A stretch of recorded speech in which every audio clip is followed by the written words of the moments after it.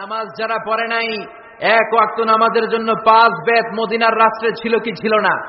আজকেও যদি আমার দেশের প্রধানমন্ত্রী, প্রিয় প্রধানমন্ত্রী ঘোষণা দিয়ে দেয় কালকে থেকে একটাও বেনামাজি থাকতে পারবে না, এক ওয়াক্ত নামাজ মিস হলে 5টা করে বেতের বাড়ি।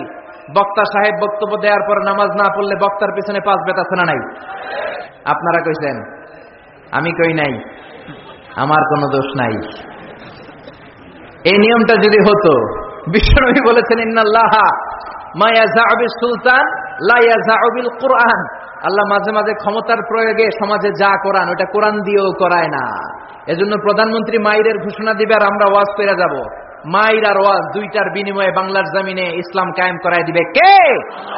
আমরা সারা জীবনও ওয়াজ করে যেটা করতে পারবো না, ক্ষমতার মসনদ থেকে একটা অর্ডার আসলে বাংলাদেশে ইসলাম কায়েম হয়ে যাবে।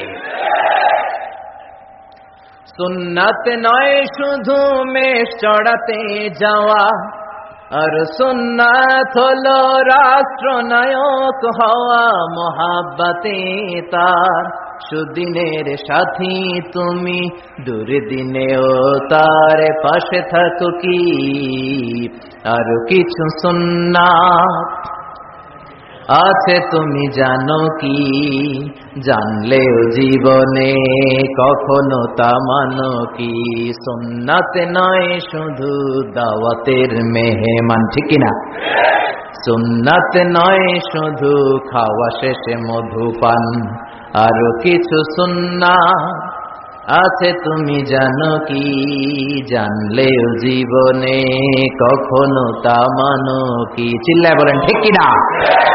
এজন্য অর্ধেক মানবেন না পুরাটা? 3-এর 2 মানবেন না পুরা? 4-এর 3 মানবেন না পুরা? পুরা কোরআন যদি মানেন তবে আপনি মুমিন, আধা আধা মানলে মুমিন নয়। আপনারা কি? যদি আধা আধা মানেন তাহলে মুমিন নন, তাহলে তারা কি? আফাতুমিনুনা বিবাদিল কিতাব ওয়া তাকফুরুনা বিবাদ। কিছু মানবা কিছু ছাড়বা, মুমিন নও, তুমি কাফের। চিল্লায় কোন ঠিক কিনা? তার মানে এমন কিতাব পড়লে সওয়াব, ধরলে সওয়াব, শুনলে সওয়াব, মানলে সওয়াব, এই কোরআনের জন্য মরলেও সওয়াব।